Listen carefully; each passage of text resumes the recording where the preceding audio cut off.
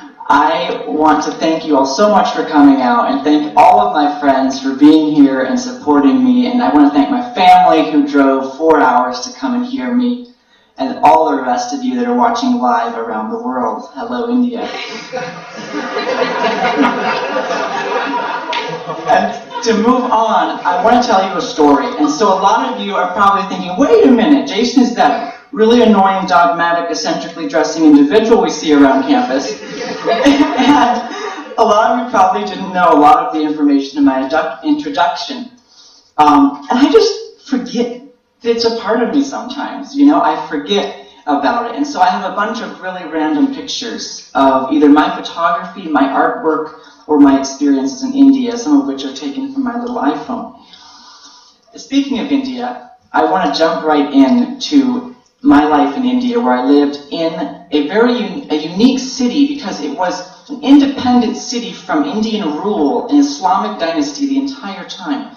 So it was a Muslim city inside of a Hindu country, so it had this wonderful complex, a sociologist's dream come true, to be able to study these two people groups living in a city.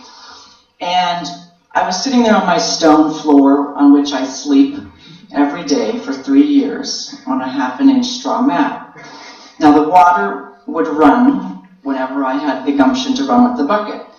But other than that, there wasn't a whole lot of running water. And we were sitting there on my stone in probably somewhere between 110 and 115 degrees as per this Indian summer. And we got the news about the earthquake in Nepal. And I said, I have to go. Thousands of people had been killed. And I'd been to Nepal. These were my friends. And I called up my Nepali friends and I said, are you all right? Are you near where this happened? And they said, no, I'm in India, but my mom is there. And so I then started thinking, what can I do? Who am I? I only have $300. What am I going to be able to do? And so, of course, I told myself, I'm not going to go, right? The second earthquake struck.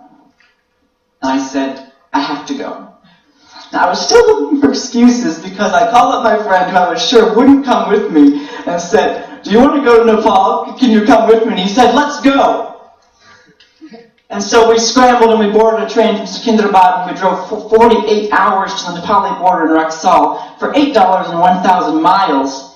And we got there and boarded this useless pony cart, and the Muslim driver starts beating the pony. The pony finally decides he's had enough, and he revolts and collapses, tangled in the harnesses. And I pull all my luggage off of him, and we're running across the border. And we finally got out, very near the epicenter of the earthquake, and managed to give all of the money that I had saved up from teaching music there in India to this little village that my Indian church had connected me with there. We didn't even know if we were going to be able to connect, but it worked out. And so I spent the majority of my time, obviously doing that and cleaning the teeth of the people there. So I trained myself in oral hygiene because that's what the people needed. And when I was there, I saw so many people who had fallen on the rocks and broken their front teeth. And I had lost a front tooth, and I finally said, Lord, I tried to help a lot of students with, previous dental stuff in India. And I said, I'm going to go back and I'm going to fix the teeth. I'm going to get the equipment and learn how to use monomethacrylate cured resin and be able to fix classical restorations with having occlusal strength to work. And so I did it. And I stayed at many late nights, 3 a.m., learning how to do this. And I want to tell you that Muslim teeth and Hindu teeth repair in just the same manner. You use 35% phosphoric acid to etch them, and you build up with resin until you get the exact shape and color that you want.